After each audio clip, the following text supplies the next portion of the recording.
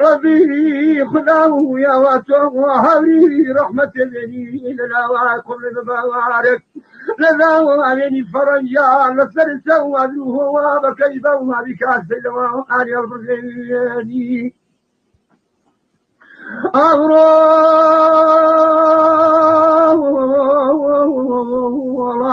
أورا كونا أملي زين خلدنا وغزاوائيا إن كانت سيدة غاوني وقتلت مبارك في مكان لا زاجب راجعيني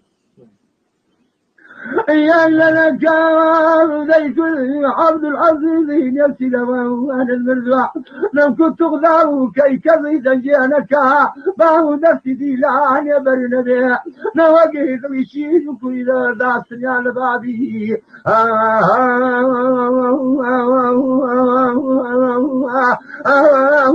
باي سلواني بيشيني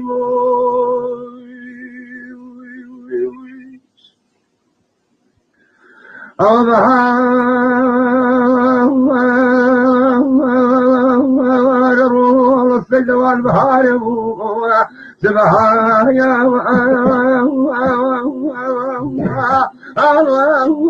على شيء من أبد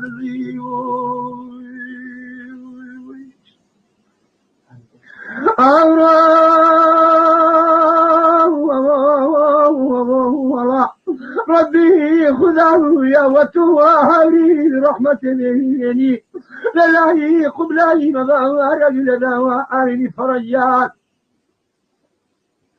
إن السرق قبلي نفسي جماعون بحضري أمني زين خم نكري نفس قبل كون ليس رزقان والله بيقولوا سيسنا لقلبي لن يركضي أن تغضبوا خذنينا شديتي لزولتي زمان دوا باب دستي خوي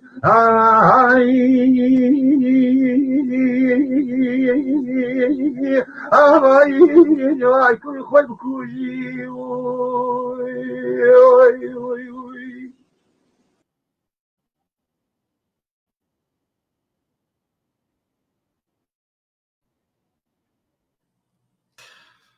سڵاوتان لێبێت ئەم کاتەتان باش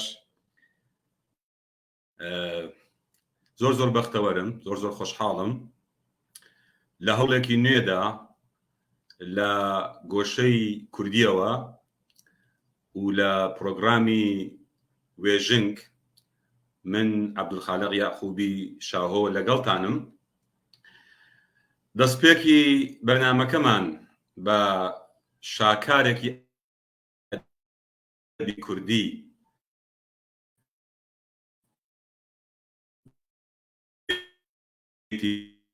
دەوام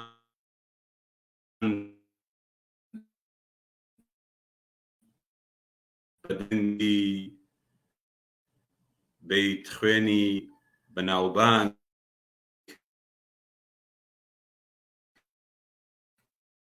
کۆچ و عەلی کەردار دەست پێ کرد. بەڕاستی من بۆیە بەو بەیت بەرنامەکەی خۆت نازی پێوە دەکەن بەیتی سەیدەوانیش بەیتێکە و ئەدەبیاتێکە وێژەیەکە کە ئێمەی کورد شانازی پێوە دەکەین و تراژدیەکە کە هەم لە ئەو پەڕی داهێنان و خوڵقاندندا هاتوۆتە ئاراوە هەمیش لەوانەیە حکایەتی حاڵی بەشێکی زۆر لە مێژووی میلەتی کورد بێ. پێشەوەی کە باتر باس بکەم کە بۆچی من بەبەیتی سەیدەوان دەستم پێکە لەوەی کە گوتم وەکو ناسنامەیەک بۆ ئەدەبیاتی کوردی من دەینم وە پێم وایە جێگای شانازیە بۆ ئێمە باس لەوە بکەم کە لە هەوڵەکانی ئێمە بۆ با بڵێن برەودان بە ئەدەبی کوردی بۆ قەناعەتە گەیشتین لەگەڵ کۆمەڵێک هاوڕێ کە ئێستا دنیای سۆشل میدیا دەرفەتێکی دروست کردووە کە هەموو دەنگێک و هەموو ڕەنگێک بێتە سەر شاشەوە قسەی خۆی بکات و لە ڕاستیدا بڕیارماندا کە ئێمە لەو دەرفەتەکە لە وەربگرین و بۆ ئەدەبی کوردی بینە سەر هێڵی سۆشل میدیا ئەدەبێک کە لە هەمان کاتدا قورس و گران بێ بەڵام بە دڵی جەماوەریش بێت. بۆیە من بەشی با بڵێن گۆتەی کوردی وەرگرت بە ناوی وێژنگ کە ئەوشێ لە ئەسڵدا هەم دەنگدانەوەیەکی لە وێژە تێدایە و هەم یەکێک لە واتاکانی بێژنگە کە هەمیشە ئەدەب جۆرێکە لە بێژنگدانی ئەو شتانەی کە لە دنیادا هەیە، ئەو بیر و ئەندێشە و هزرانەی کە لە جیهاندا هەیە، لە بێژنگدانی جوانەکانی جیهان. بۆیە من پێم ناوێکی هەڵبەت مانایەکی دیکەشی هەیە کە یەکێک لە هاوڕەکانم پێم پێ دەکەنی وە دەیگوت کە لەوانەیە ئەو واتایە جوان نەبێ بۆ بەرنامەیەکی ئەدەبی، ئەویش خەونوچکە و خەونوچکە بردنەوەیە کە من گوتم جا بۆ جوان نییە، لەوانەیە پەیامێکیش بێ بۆی کە با ئێمە لە ڕێگای ئەدەبەوە خەونوچکە نەمان باتەوە و هەمیشە وریابین و ئەدەب و وێژە وریاییمان پێ ببەخشێ. ئەمن بڕیارەکە ئاوایە کە هەفتەی جارێک بێمە خزمەتی هاوڕێیانی بەڕێزم هۆگرانی شعر و ئەدەب، ئەوانەی کە بەڕاستی پێیان خۆشە لە دنیای ئەدەب بزانن و بیسەر بن بینەر بن و لەو زنجیرە بەرنامانەدا هەموو هەوڵی خۆم دەدەم کە بە زمانێکی زۆر ساکار زۆر خۆماڵیانە وەکو ئەوەی کە وەک چۆن ئێستا من لە ماڵی خۆم دانیشتوم ئێوە لە ماڵی خۆتان دانیشتوین باس بکەین، باسی ئەدەب بکەین، باسی جوانەکانی ئەدەب بکەین، باسی ئەدەبی کوردی بکەین، باسی ئەدەبی جیهانی بکەین. بە هەر شێوەیەک ئامانجمان ئەوەیە کە لە ڕاستیدا ئەو یەک ساعاتە زۆرتر یا کەمتر کە لە خزمەتتان داین بواری ئەدەبی کوردی بوروژێنین و بەتایبەت لە گۆشەنیگای بەتایبەتی ڕەخنەی ئەدەبی و دیدێکی ڕەخنەکارانە و ڕەخنەگرانەوە. هاوڕێیان من پێم خۆشە ئەوڕۆ بە زمانێکی زۆر ساکار لەوە وردبینەوە کە ئەدەب چییە، وێژە چییە، ئێمە بەچی دەڵێن وێژە و بۆچی ئێمە وێژە گرنگە لە ژیانماندا و بەتایبەت ئەوڕۆ لە دنیادا زۆربەی نەتەوەکان لە ڕێگای ئەدەب و وێژەکەیانەوە دەناسرێت. سەرنجتاندا دەستپێکی بەیتی سەیدەوان بە دەنگی عەلی کەردار کە خۆی یەکێک وەگوتم لە شاکارەکانی ئەدەبی کوردیە، ئەم بەیتە کە لە واقعدا بەشێکە لە ئەدەبی زارەکی و سنگاوسنگ زارە و زار دەماودەم لە نەوەکانی پێشووە گەیشتووەتە نەوەکانی ئێمە و سەردەمی ئێمە، ئەمە بەشێکە لە ئەدەبی بەیتی کوردی کە لە واقعدا نووسراو نەبووە، زارەکی بووە، پاش ئەوەی کە بە شێوەی زارەکی بەرهەم هاتووە نووسراوەتەوە و تۆمارکراوە. ئێمە ئەو جۆرە بەیتەمان هەیە لە مێژووی ئەدەبی کوردی کە شاکارێکی وەکو سەیدەوان لەوانەیە تا هەتا بێت لە مێژووی ئەدەبی کوردیدا بمێنێتەوە. لە پەنا ئەو ئەدەبیاتەی کە پێمان کورد ئەدەبیاتی بەیتی، بۆ نمونە ئەو دێڕە شیعرەی نالیشمان هەیە، بۆ چمایلی تەنهایی سەودایەکە خۆڕایی ئەی مەردمی بینایی لەم کولبەیتارەت چی. ئەمە بۆ نمونە شعرێکی نالیە کە دەکەوێتە خانەی ئەدەبی کلاسیک، کەواتە ئێمە جگە لە ئەدەبی بەیتی ئەدەبی کلاسیکمانەیە کە بۆ نمونە لە شعرەکانی بابە تاهرەوە بگرە تا دەگاتە مەلای جزیری و ئەحمەدی خانی و بێسارانی و مەولەوی تاوەگۆزی و نالی و وەفایی و تەنانەت شعری کلاسیکی نوێش کە بۆ نمونە نوێنەرە هەرە دیارەکەیان مامۆستا هێمن بێ. لە پەنا ئەو ئەدەبە بەیتیە و ئەو ئەدەبە کلاسیکە ئێمە ئەدەبێکی مۆدێڕنیشمان هەیە کە من لەویش نمونەیەکتان بۆ دەخێنمەوە. ئەمە ڕۆمانە کە دەیبینن هاوڕێیان ڕۆمانی گەنجێکی کوردە کە ماوەیەک لەوە پێش لە سلێمانی بڵاو بوویەوە و من بۆ خۆم لە مەراسمی ناساندنی ئەو ڕۆمانە قسەم لەسەر کرد. ئەمە ڕۆمانێکە کە گەنجێکی کورد برای بەڕێزمان کاک زەردەشت نورەدین نووسویەتی تەنها پاراگرافی یەکەمی ڕۆمانەکەتان بۆ دەخێنمەوە و باز لەو ئەدەبەش دەکەین بە کورتی. پاراگرافی یەکەم لە بەشی یەکەمی ڕۆمانی حەشری عاشقان نووسینی زەردەشت نورەدین کە بەناوی بەشی یەکەم بەناوی کامەرانە. ڕۆژی سواو نەچرکەی لە خولەکی گیر ئەبێ و نەخیت شتێکی پێوە بەند ئەبێ و نە هیچ شتێکیش ئەتوانێت توندی بکاتەوە. مانەوەیەکی بێهودە و سوڕانەوەیەکی بێهودە و ونبوون لە ناو بۆشاییدا. سەعاد لە ڕۆژ، هەفتە لە مانگیش لە ساڵ وەڕەس بووە. من لە خۆمدا لە ناو خۆمدا ڕەنگم لە دەنگم بێزارە و دەنگم لە بۆنم بێزارە. هەر لەم کۆڵانەی ئێمەدا دەرگا لە چوارچێوەی خۆی و شوشە لە پەنجەرەی خۆی و سیلەی کۆڵان لە کۆڵان و کۆڵان لە دیوار بێزارە.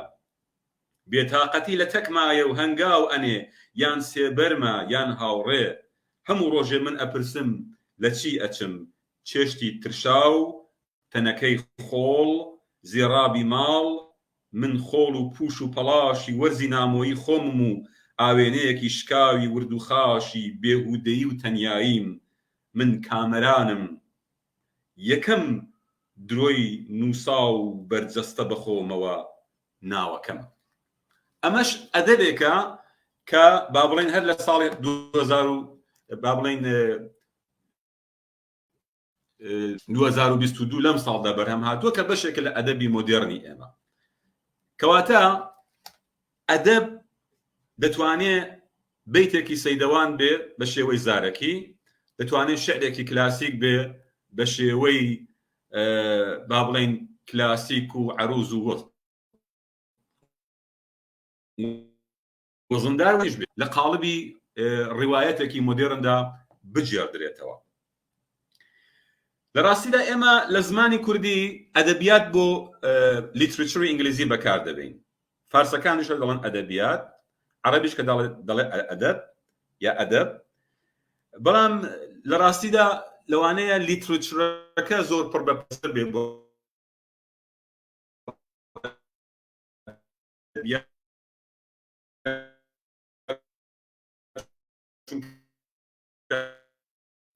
لە پی بەمعنای ببورن جار ئەگە هێڵەکە کەمێک لاوازە.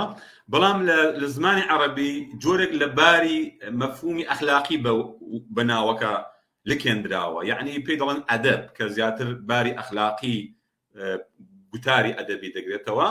ئێمەش پێی دەڵێن وێژە کە زیاتر بە بڕوای من هەر ئەو ئەدەبە دەگرێتەوە کە بۆ نمونە لە بێتی سەیدەواندا کە بە وێژین بە گوتن بە دەربڕینی زارەکی بەرهەمهاتوو. هەڵبەت نویساریش ئێستا هەر هەیە، نویسینیش، بەڵام بە هەر شێوەیەک ئەدەب جێکەوتوترە وەکو ناو. بەڵام لە ڕوانگەی منەوە لیترچر لە زمانی ئینگلیزی پڕ بە پێسترین ناوە بۆ بەرهەمە ئەدەبیەکە. ئەدەبی کوردی من بۆیە دەمێ ئاوا باسی بکەم چونکە دەمەوێت پێگە و جێگەی ڕاستەقینەی بۆ دەستنیشان بکەم و لە ڕاستی لە با بڵێن خوێنەر و لە ئەو کەسانەی کە بەردەنگ و مخاتەبی ئەدەبیانە تێبگەێنم کە ئەدەبی کوردی شان بە شانی ئەدەبی گەلانی جیهان دەچێتە پێشێ. و ئەگەر دەبینین ئەو ئەدەبە لە با بڵێن وڵاتانی ناوچەدا و یا لە ئاستی جیهانیدا ناوبانگێکی ئەو تۆی نییە، بەشێکی زۆری بەخاتری ئەوەیە کە ئەو ئەدەبە نەناسەندراوە. و تەنانەت لەوەش کارە سادباتر ئەوەیە کە بۆ خۆمان وەکو میلەتی کورد خۆمان ئەدەبەکەی خۆمان بەباشی نەناسیوە. بۆ نمونە تا ئێستا نەمانتوانیوە ئێمە بە جیهانی دەرەوە بڵێین ئەگەر ئەدەبی میلەتی هەیە ئەدەبی کوردیش سەیدەوانی هەیە. ئەگەر بۆ نمونە لە ئەدەبی فارسیدا تەعزیەخانی هەیە، لە لای ئێمەش بۆ نمونە لاوک هەیە، حەیران هەیە. لەبەر ئەوەیە کە زۆر گرنگە ئێمە لە ڕێگای ئەو جۆرە مشتومڕانەوە یەکەم خۆمان وریاکەینەوە بەنسبەت لە بەری خۆمان بەنسبەت ئەو مێژووی کە هەمان بووە ئەو توانستەی کە لە ئەدەبی ئێمەدا هەیە بیناسین بیخوێنینەوە تێی بگەین و دواتر بە دنیای دەرەوەی بناسیێنین. بۆ نمونە ئەمن باسی دەتوانم دەیان هەوڵ بکەم کە کراوە، بەڵام ئەو هەوڵانە تا ئێستا زیاتر خۆجێین و ئاستی بەرزتری با بڵێن تێی نەکردووە بۆی کە ئەو ئەدەبەی ئێمە بناسیێنرێ. هەڵبەتەوە هۆکار و با بڵێن دلیلی مێژووی زۆرە کە من نامێ بسپنە ئەو بابەتانەوە، بەڵام بە هەر شێوەیەک ئەگەر ئێستا لەوە بکۆڵینەوە زۆر باشە ئەدەب بۆ مرۆڤ چی دەکات، ئێمە بۆچی دەمان هەوێ ئەدەب بەرهەم بێنین وەکو نووسەر و ئەدەب بخوێنینەوە وەکو خوێنەر. لە ڕاستیدا کۆمەڵێک هۆکار هەیە کە مرۆڤ حەزی لە ئەدەبە یا ئەدەبی پێگرینگە. یەکەم ئەوەی کە قەناعەتی من ئەوەیە ئەدەب دەتوانێت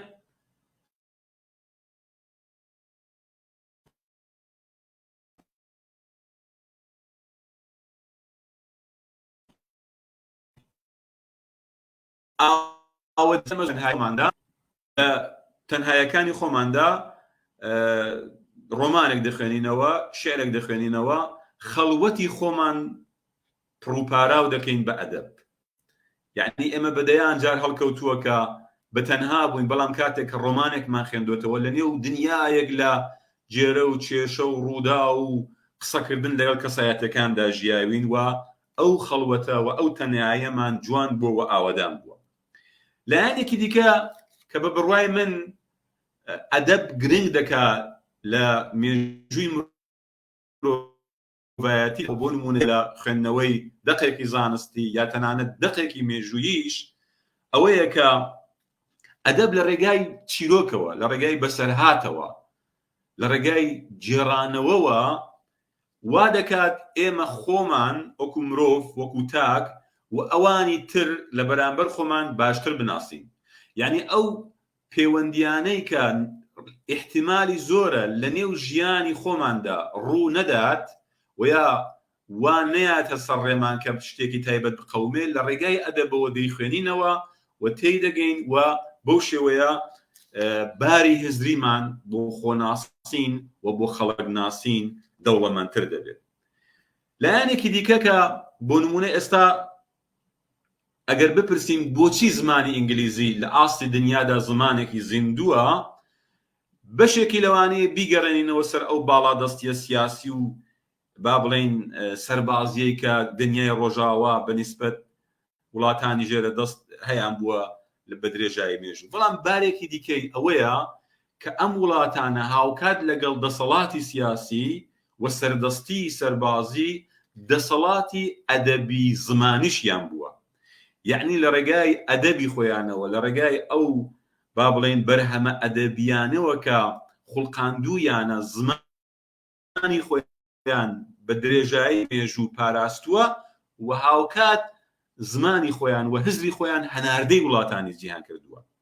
یعنی تۆ چاولێکە سیر نییە ئەگەر زمانی کوردی هاوشان لەگەڵ چارە نووسی نەتەوەی کورد لە حاڵەتێکی با بڵێن بێدەسەڵاتیدایە، لە حاڵەتێکی لاوازیدایە، لاوازی و ژێرە دەستەیە سەلمێنەری ئەوە نییە کە ئێمە لە زاتی زمانەکەماندا و لە با بڵێن پەیکەرەی زمانەکەماندا توانست نییە.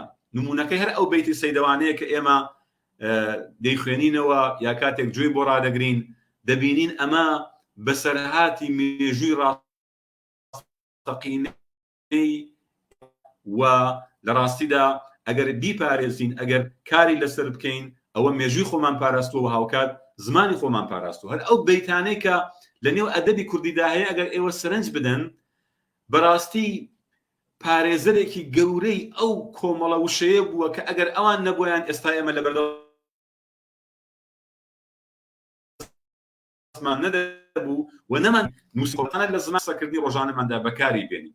ئەو دەمە تۆ چی دەکرد بۆ ئەوەی کە لەباری زمانی و خاوەنی ناسنامەیەکی سەربەخۆبی ڕێگات نەبوو، جێگات نەبوو، بۆیە ناچاری مەسەلەن پەنا بۆ ئەو وشانە بەری کە لە زمانەکانی دیکەوە وەریان دەگریوە. وردە وردە بە درێژایی مێژوو دەبینی زمانی خۆت کولتوری خۆت و شان بەشانی ئەو ناسنامەی نەتەوەی و نیشتمانیشت دەتوێتەوە. بۆ ئەدەبیات دەورێکی زۆر گرنگ دەژێڕێت لەوەی کە تۆ زمانی نیشتمانی خۆت زمانی نەتەوەی خۆت بپارێزی و هاوکات بەهێزی بکەیت و ئەو کات بڵێ ئەمن لەناو دنیادا خاوەنی دەنگ و ڕەنگی خۆمم. چونکە نمونەیەکی زۆر سادەتان بۆ بێنمەوە هاوڕێیان، ئێوە بستنە هەر شارێکی دنیا بینای بەرز دەبین وەلەوە زۆر یەک لە شێوازی ئەندازیاری ئەو بینایانش لە یەک بچێ، بەڵام ئایا تۆ ئەگەر بچێ بریتانیا زمانی کوردی دەبینی؟ ئەگەر تۆ بچیە مەسەلەن تۆکیۆ لە ژاپۆن بەیتی سەیدەوان دەبینی؟ ئەگەر تۆ بچیە ئەمریکا شعری داهێنەرانە و خوڵقێنەرانەی نالی دەبینی؟ کەواتە ئەوانن کە ناسنامەی ڕەسەن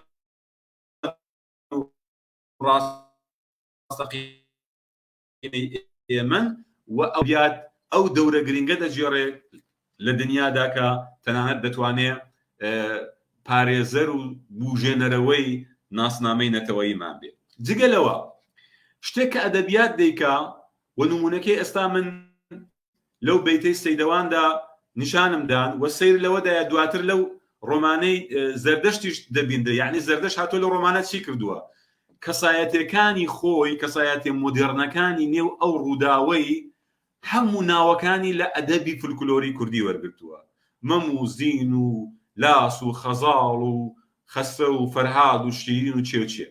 ئەمە نیشان دەداکە ئەدەب دەوری گواستنەوەی ئەزمموی نەوەکان دەجێڕێت، یعنی ئەزمموی نەوەی 300 ساڵەوە پێش بۆ نمونە لەسەر دەستی ئەحمەدی خانی، دوایی لەسەر دەستی بۆ نمونە نالی مەولەوی تاوەگۆزی، دوایی بەیتەکان لاوکەکان دەگوازێتەوە بۆ ئێمە و ئێمە ئەوڕۆ دین لە قاڵبێکی دیکەدا دەیان بژێنینەوە. کەواتە ئەگەر ئەدەب نەبێ و بەتایبەت ئەوەی کە چونکە ئەدەب ژانرێکە و ژانرەکانی نێو ئەدەب خوڵقێنەرانن داهێنەرانن ئەوانە دەمێننەوە.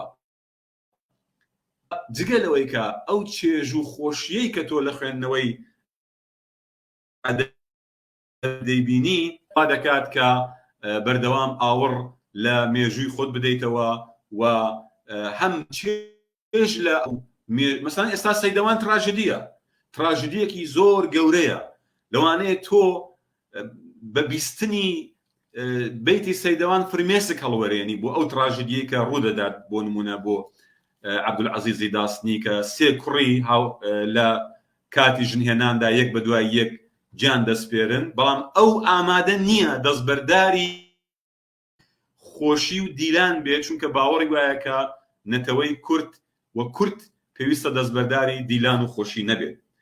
کەواتە هاوڕێیان ئەدەبیات و وێژە لە ڕاستیدا ئەو دەورە گرنگانە دەجێڕێ و وا دەکات کە ئێمە بتوانین هەم مێژووی بەسەرهاتی نەتەوەکەی خۆمان تۆمار بکەین و هەم مێژووی جوانی ناسی و جوانی بینی و تێگەیشتن و هزری نەتەوەکەمان تۆمار بکەین. یعنی من ئەگەر بێم بە کابرایەکی بیانی بڵێم بە بابایەکی بیانی بڵێم کە میلەتی کورد 300 ساڵەوە پێش 400 ساڵەوە پێش چۆن بیری کردوتەوە، ناچارم ئەحمەدی خانی بۆ بخێنمەوە. ئەگەر مەسەلەن پێی بڵێم کە لە شاعرانی کلاسیکی ئێمە چێ دەتوانێت هاوتای حافزی شیرازی بێ، دەبێ شعری نالی بۆ بخێنمەوە. لەبەر ئەوەیە کە ئەدەبیات وەک باسم کرد چ لە ئاستی تاکە کەستی بۆ ئاوەدانکردنەوەی خەڵوەتی مرۆڤ، بۆ جوانکردنی تەنهایەکانمان، بۆ خۆناسین، بۆ دەوڵەمەندکردنی ئەزمونەکانی ژیانمان، و چ لە ئاستی کۆمەڵایەتەکەیدا ئەوەی کە ئێمە زمانی زگماتمان بپارێزین، ئەوەی کە ناسنامەی نەتەوەییمان بپارێزین و بەهێزی بکەین، و ئەوەی کە ئەزمونینەوەکان دەستا و دەست بکەین، دەورێکی زۆر زۆر گرنگ دەجێڕێ. و من بۆ خۆم قەناعەتم وایە ئەو نەتەوەیە دەتوێتەوە کە ئەدەبیاتی نەمێنێ. دەنا هەبووە نەتەوە بە درێژایی لەوانەیە 1000 ساڵیش بێبەری بووە لە دەسەڵاتی سیاسی، بێبەری بووە لە دەوڵەت و کیانی خۆی، بەڵام چونکە کولتور و فەرهەنگ و ئەدەبی خۆی پاراستووە، زمانی خۆی پاراستووە، هیوا و هومێدی بۆ ماوەتەوە کە لە مێژوودا نەسر درێتەوە و نەتوێتەوە و بەردەوام بێت. لە ڕاستیدا ئەمن بۆیە ئەو سێ نمونە جیاوازم هێنا بۆی کە لە سێ گۆشە نیگای مێژوویەوە باس لەوە بکەین کە کورد خاوەنی ئەدەبی خۆیەتی، کورد خاوەنی ڕەسەنایەتی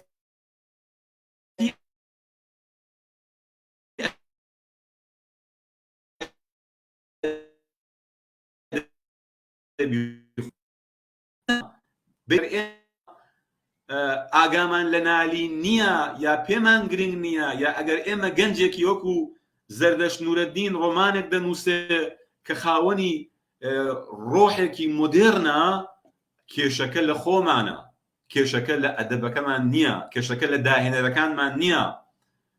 ئەحمەدی خانی 300 ساڵ لەوە پێش هاواری کردو بۆ یەک ریزی و تێگەیشتنی ئینسانی کورد لە ئینسانی کورد. نالی هاوار دەکا بۆ ئەوەی کە زمانی خۆمان بپارێزین و شانازی بۆ بکەین کە بە زمانی خۆمان بنووسین. کەواتە پێداچوونەوەیەک پێویستە و ئەو مێژووە بۆ ئەوەی کە بەردەوام بێ. هەڵبەتە من قەت خەت ناهۆبێت نیم لەوەی کە بڵێم ئەدەبی کوردی داهێنەری نابێت، بەڵام لە بیرمان نەچێ داهێنەر بەشێکی پازڵەکەیە، بەشێکی دیکە خوێنەرە، بەشێکی دیکە وەرگرە، کە ئەوە یەکێک لە کێشە گەورەکانی ئێمەیە کە هەڵبەتە بێ دۆخە مێژوویەکە بارودۆخە ڕامیارەکەش لەبەر چاو بگرین، بەڵام سەرباری ئەوە ئێمە پێویستمان بە وریاییەکەیە کە ئەدەبەکەی خۆمان بەڕاستی لی تێبگەین، بەسەری بکەینەوە، بیخوێنینەوە و بیخەینە ڕۆژەفی حزبی خۆمان وەکو تاک و تەنانەت ڕۆژەفی ئەو کەسانەی کە خاوەنی دەسەڵاتن و باوەڕیان بەوە هەبێ کە مانەوەیان تەنانەت لە دەسەڵاتدا بەشێکی زۆری پەیوەندی بەوەیە کە کولتور و ئەدەبی ئەو میلەتە بمێنێتەوە. کەواتە هاوڕێیان ئەگەر زۆر قسەکانم فەلسەفی نەکەین و بە زمانێکی زۆر سادە قسە بکەم، عەبدولعەزیزی داسنی لە بەیتی سەیدەوان دێ لە نێو دڵی شین و شەپۆڕی مەرگی سێ کوڕی خۆیدا بە دوای شادیدا دەگەڕێت. ئەدەبیش وا دەکات، ئەدەبیش پێمان دەڵێ ژیان تراژدیە، ژیان مەرگەساتە، ژیان پڕە لە دەرد و ئازار، بەڵام مادام ئێمە مرۆڤین دەبێت بە دوای تروسکایەکانی شادی و خۆشیدا بگەڕین و ناهومێت نەبین. و ئەوە چەندە گرنگە بۆ نەتەوەیەک کە گەورەترین هەڕەشەکانی مێژووی لەسەر بووە و لەوانەیە هەر ئەو هیوا و هومێدە لە ڕۆچنەکانی ئەدەبەوە، لە ڕۆچنەکانی زمانی کوردی و شعری کوردی و ڕۆمانی کوردی و کورتە چیرۆکی کوردیەوە، لە ڕۆچنەکانی حەیران و بیت و لاوک و بەڕاستی ئەو ئەدەبە زارەکەی ئێمەوە وایان کردووە کە ئەو هومێدە نەدۆڕێنی. کەواتە ئەدەب لە ڕاستیدا وەکو نالی لەو بیتە شعرێکە بۆم خوێندنەوە کە دیارە ڕوو دەکاتە گلێنەی چاوی خۆی و پێی دەڵێ بۆچ مایلی تەنهایی، دەڵێ ئەی گلێنەی چاو کە تۆ بە تەنها لە نێو چاودا دانیشتی، بۆچی پێت خۆشە تەنهابی؟ سەودایەکە خۆڕایی، هەم خەیاڵی خاوە و هەمیش مامەڵەیەکە کە بەڕاستی قازانجێکی تێدا نییە.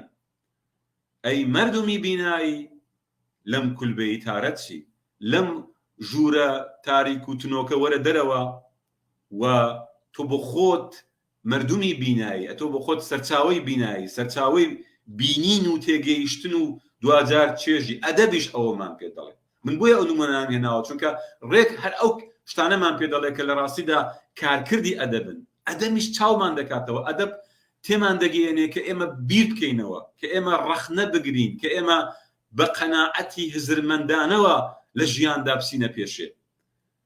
یەکێک لەو شتانەی کە نەهێشتووە کورد وەکوونەتەوە بتوێتەوە پشتبەستنی بووە بە ئەدەبەکەی. من زۆر جار گوتومە تەنانەت بزوتنەوە شۆڕش جێرانەکەی کورد بەشێکی زۆری سەرکەوتنی خۆی یا بەسەر سەردان نەکەوتنی خۆی مەمنونی ئەدەب بووە. تا ئێستاش ئێمە لە ڕێگای ئەیڕەقیبەوە پێمان وایە کە بەرخۆدان و بەرگری و ڕۆحی کوردانەمان دەبێت بپارێزی. کەواتە کولبەی تار ئەدەبیات هەوڵ دەدا ئەم ژوورە تاریکە ڕووناکایە کە تێبخات و هەڵبەتە معنای ئەوە نییە کە تووشی وەهمێکمان بکە مەسەلەن هەموو شتێکمان بۆ ساکار بکاتەوە. ئەدەب ئەوەندەی کە هیوا و هومێدمان پێ دەبەخشی، ئەوەندەش لە با بڵین تاریکایەکانی ژیان لە مەرگە ساتەکانی ژیان ئاگادارمان دەکاتەوە. و دوجاریش ڕۆمانەکەی زەردەشت حەشری عاشقان لە ڕاستیدا ئەو با بڵین ئەیهامە ئەو دوو پاڵوبوونی مانایی کە لە سەرەتای ڕۆمانەکەەوە بە ناوی کامەراندا وەکو تەوسێک بە نێو چاوانی خوێنەریدا دەدا کە دەڵێ من ناوم کامەرانە بەڵام ناوەڕۆکم کامەران نییە و ئەوە درۆیەکی گەورەیە.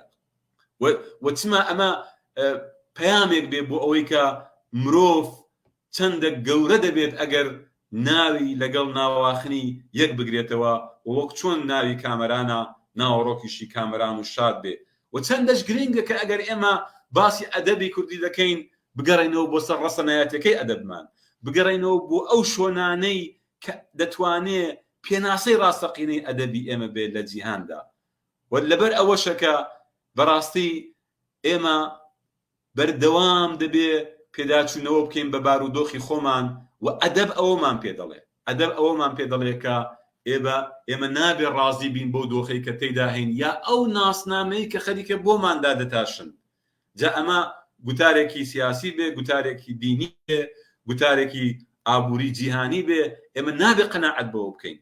ناسنامەی ئێمە پێویستە لەسەر کۆڵەکە ڕەسەنەکانی خۆی دروست بکردرێ کە ئەو کۆڵەکانە بەشێکی زۆری لە ئەو ئەدەبیاتەدایە کە من ئەوڕۆ لە سێ پاژ و لە سێ بڕگەی مێژووی نمونەم بۆ هێنانەوە و باسم کرد و تا ڕادەیەکیش سەری ئێوەم پێهێشان.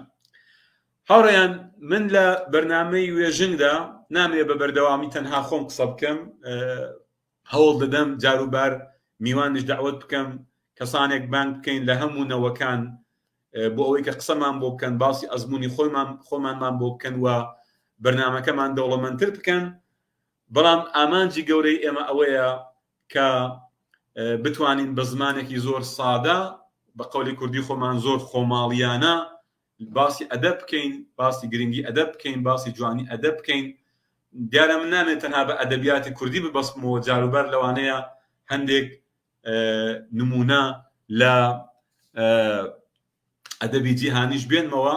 جا هەر لەبەر ئەوەیە وەکو گوڵاوپژانی کۆتایی یەکێک لە شعرە خۆشەکانی ویلیام بلیکی شاعری بریتانیتان بۆ دەخێنمەوە لەم کتێبە، کتێبێک بە ناوی سیپارەی سترانە عاشقانەکانی ویلیام بلیک کە من خۆم وەرم جێڕاوە و دەستگای سەردەم چاپی کردووە. ئەوە دەکەم بە گوڵاوپژانی کۆتایی ئەم بەشی یەکەمەی گۆشەی وێژنگ. شعرێکتان بۆ دەخێنمەوە. دیارە ئەم کتێبە دوو زمانەیە، ئینگلیزی و کوردی، بەڵام من ئینگلیزەکەی ناخێنمەوە، تەنها کوردەکەی دەخێنمەوە. شعرەکە بە ناوی بزە. بزەیەک بزەی ئەڤینە، بزەیەکیش بزەی فری و بزەیەکیش شا بزەی هەرچی بزەیە. ئەو کاتەی بزەی ئەڤین و بزەی فری و تێکەڵ دەبن.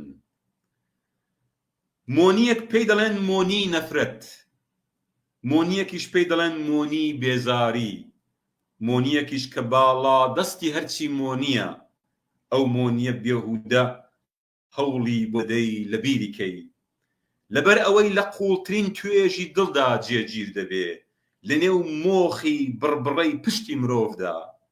هیچ بزەیەکیش هەرگیز نەبووەتە بزە، مەگین تاقە بزەیەکی تاک و تەنیا، کە لە نێوان خەوی لانکە تا خەوی گۆڕ، تەنیا جارێک بۆی هەیە ببێتە بزە.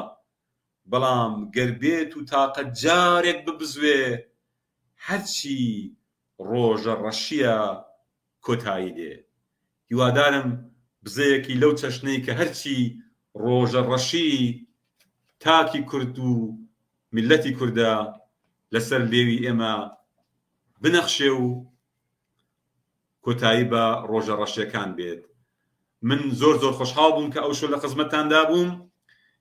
هیوادارم کە سەرم نێشاند بێتن و هەفتەی داهاتووش دیسان چوارشەممە لە خزمەتتاندا دەبم هەڵبەت بە سەردیێڕێک کە پێشتر ڕای دەگەێنم زۆر خۆشحاڵ دەبم کە بێنە سەر هێڵ بە کۆمنت و سەرنج و تێبینی و ڕەخنە و پێشنیارەکانتان بەرنامەکەمان دەوڵەمەندتر بکەن هەر بمێنن بە شادی هەر بمێنن بە لەشی ساغ و سەری بەرز و دڵی شاد کاتێکی خۆش